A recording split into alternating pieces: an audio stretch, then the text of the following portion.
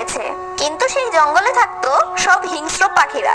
সেই টুনটুনি পাখি স্বামীকে এক শিকারী তীর মেরে মেরে ফেলে।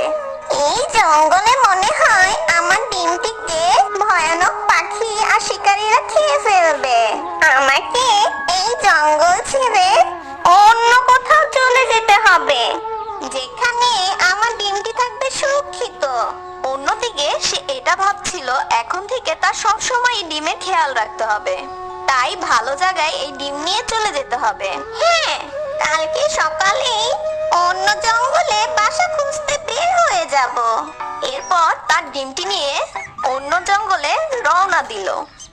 আর অনেক দূর পথ পেরিয়ে আর ক্লান্ত হয়ে সুন্দর একটা জায়গায় বিশ্রাম নেয়। আর সেখানে গিয়ে এদিক ওদিক কিছুক্ষণ তাকায়, আর তাকানোর পর দেখতে পায় পুরনো একটি ভাঙা বাসা। এই বাসাটা তো বেশ পুরনো আর ভাঙা। একটু পরেই রাত হয়ে যাবে। যেহেতু একটু পর রাত হয়ে যাবে, তাহলে আজ রাতটা এই ভাঙা বাসায় কাটাই। আর কাল সকালে ঘুম থেকে উঠে এই বাসাটা ঠিক করে ফেলবো। আর পাশে তো নদী, এখন থেকে পানির জন্য দূরে আর কোথাও যেতে হবে না।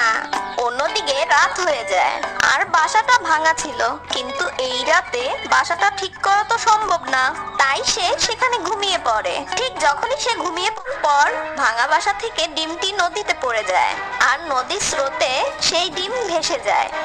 সকালে টুনি ঘুম ভাঙলো। কি ব্যাপার, আমার ডিম কোথায়? আমার ডিমটি কি নদীতে পড়ে গিয়েছে? এত কষ্ট করে অন্য জায়গা থেকে আসলাম, কিন্তু ভাগ্যে হয়তো আমার সন্তান হারানোই লেখা ছিল। ডিমটি ভাসতে ভাসতে নদীর এক কিনারায় পৌঁছে যায়, আর সেখানে প্রচন্ড রোদের তাপে ডিমটি ফুটে সুন্দর একটি বাচ্চা বের হয়। বাচ্চাটি ভয়ে সেই নদীর কিনারায় একটি গাছের নিচে আশ্রয় নেয়। এখানে তো কেউ নেই, আর আমি যখন ডিমের ভেতরে ছিলাম একটি পাখির মিষ্টি আওয়াজ শুনতাম, কিন্তু সেই পাখিটা কোথায়?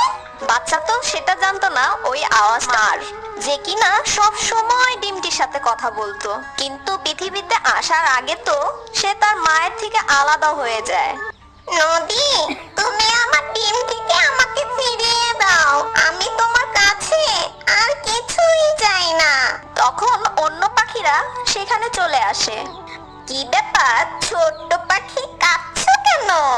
কি হয়েছে তোমার? তোমাকে এই জঙ্গলে তো আগে দেখিনি, আর একা একা কার সাথে কথা বলছো?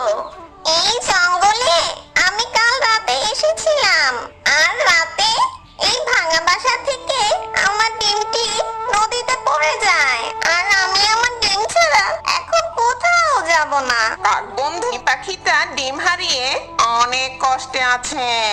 তুমি তাহলে আমার বাসায় চলো, আমি এই নদীকে বলে তোমার ডিম এনে দিব।